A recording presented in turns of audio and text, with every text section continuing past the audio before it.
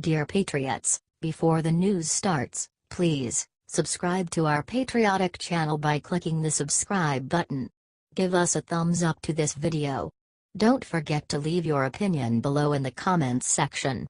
Share the news on Facebook and Twitter so you friends see it. Thank you. Sarah Sanders crushes Democrats' hopes of impeaching Trump with just one sentence. Democratic Representatives Steve Cohen and Luis Gutiérrez introduced 5 articles of impeachment against President Trump. The time has come to make clear to the American people and to this president that his train of injuries to our Constitution must be brought to an end through impeachment, said Cohen. I don't expect the House Judiciary Committee, which is operated like a branch of the administration, to take up hearings, he continued. There are many reasons why I think the president is an awful president, an awful person, but not all those reasons rise to the level of impeaching a sitting president. We are not seeking his impeachment because of what he did before he was president, said Gutiérrez. Sarah Huckabee Sanders shut down their parade in just one sentence. It's disappointing that extremists in Congress still refuse to accept the president's decisive victory in last year's election, she said in a statement. She also pointed out that their time would be better spent focusing on tax relief for American families and businesses. RNC spokesman Michael Lawrence also spoke out against this. House Democrats lack a positive message and are completely unwilling to work across the aisle, so instead they've decided to support a baseless radical effort that the vast majority of Americans disagree with, he said.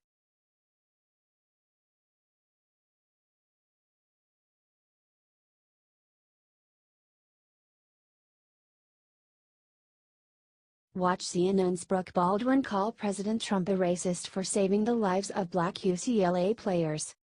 President Trump negotiated and freed 3 American UCLA basketball players who were arrested and imprisoned in China.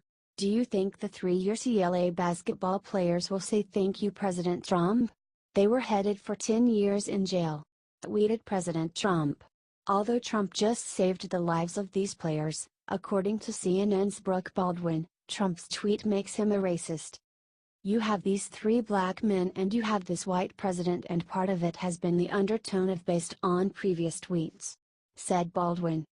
I'm just going to go there, and where I'm going with it is that you have this president essentially saying to these 3 black men, essentially like where's my apology? She said, even though President Trump didn't say where's my apology. But truth has never stopped CNN before. You better thank me, because I got you home, and isn't it amazing to see 3 black athletes thanking the president? Responded guest S.E. Cup in agreement. I don't think that's going to make someone like Colin Kaepernick second guess his thoughts on police brutality, or any of the other athletes who have serious issues with race in this country or police brutality. I don't think it is going to change their minds. But, Trump got a very small ego boost today, he said. This is terrible. They will insult President Trump no matter what he does.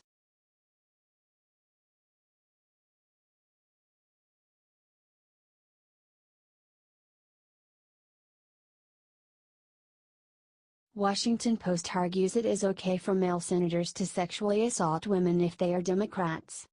As decent people on both sides of the aisle are calling for sexual assaulters to leave their positions of power, the Washington Post argues that it is actually totally fine to sexually assault women if you are Democrat. This is not an exaggeration. The Post released an article called I'm a Feminist. I study rape culture. And I don't want Al Franken to resign. Cynics on both the right and left will presume I am passing by this particular steam tray on 2017's smorgasbord of feminist outrage because Franken is a Democrat, and so am I. I was even his proud constituent for 2 years, in the most superficial sense, this is true. But it's meaningless to say it's because I am a Democrat without asking why I am a Democrat, wrote the supposedly feminist author. If you understand what it means to be a Democrat today, that is, why it makes sense to vote blue over red in this highly polarized political environment, you can understand why it might not make the most sense to demand Franken's resignation, effective immediately, she wrote. I am a Democrat because I am a feminist who lives under a 2-party system, where one party consistently votes against the interests of women while the other sometimes does not. I am not a true believer in the party itself nor in any politician, she writes. I am a realist who recognizes that we get two viable choices, and Democrats are members of the only party positioned to pump the brakes on Republicans' gleeful race toward Atwoodian dystopia, she writes. This is an absolute disgrace.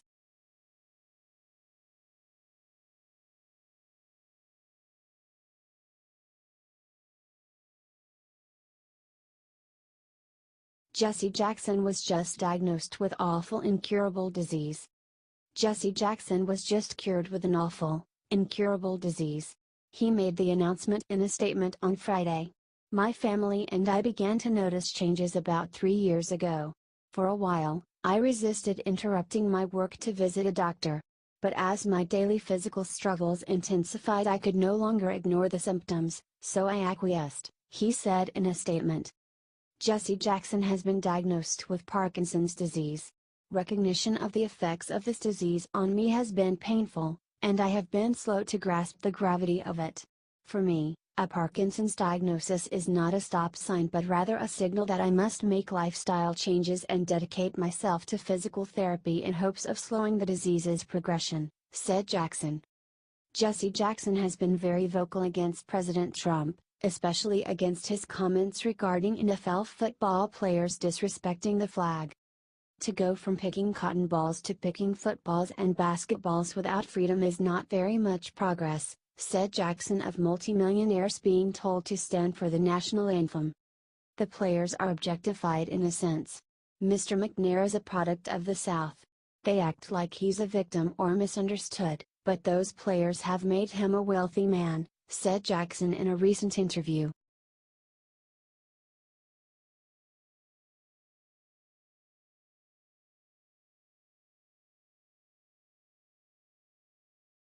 Juanita Broderick exposes huge new info dump on Bill Clinton's rape, it's shocking. Bill Clinton's rape victim Juanita Broderick has been sharing her story for years. I was 35 years old when Bill Clinton, Arkansas Attorney General, raped me and Hillary tried to silence me. I am now 73. It never goes away, she tweeted. Now, after the liberal media has shunned her and demeaned her for years, they now suddenly believe her. Why? Because Bill Clinton is no longer useful to them. Now Broderick has come forward with new information on the disgusting rape. The time has come for me to talk about my life and abuse in full, Broderick wrote on Twitter. I am working on a book with journalist Nick Lally to set the record straight on what Bill Clinton did to me, she tweeted. The book is called You'd Better Put Some Ice on That. How I Survived Being Raped by Bill Clinton. This is something that Bill allegedly said to her after raping her in 1978. This is the part that always stays in my mind, the way he put on his sunglasses. Then he looked at me and said, "You better put some ice on that." Then he left, explained Broderick. The media has been hypocritical and cruel to Broderick for years. It is great they are finally listening to her. If only the reasons why weren't so pathetic.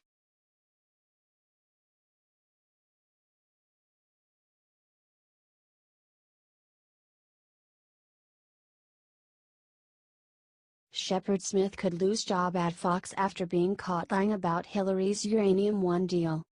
Fox's Shepard Smith went on a long rant defending Hillary Clinton from the Uranium One scandal. Breitbart, as well as many other sources, have pointed out the lies in Smith's rant. Now people are angry. Smith also fails to account for the fact that Uranium One's chairman Ian Telfer moved $2.3 million, much it undisclosed, to the Clinton Foundation as the deal was being reviewed by CFIUS. Furthermore, Smith falsely claims that the Clinton Foundation disclosed these donations to the charity but simply forgot to reveal the individual names of the donors. This is entirely false, writes Breitbart in an article devoted to debunking Smith. This isn't all, but many fans all over the internet are demanding that Smith be fired from Fox or move to CNN, where he really belongs. Shepard Smith needs to move to CNN. He is as big a Trump hater as the other fools on CNN. Fox should dump him, writes on User. Did anyone watch Shep Smith, Just explain how Hillary Clinton had nothing to do with uranium deal? What a joke. Fox News. Sent him to CNN, wrote another. I normally don't tune into Shep's Hour on Fox, can't stand his bias, but today while surfing channels he caught my interest. In 3MTS he argued Hillary's defense, how she had nothing to do with Uranium One and how Trump had lied about it. He has to go, wrote another. Hundreds of users made similar comments. Do you think Fox will listen to their fans and give Smith the boot he deserves?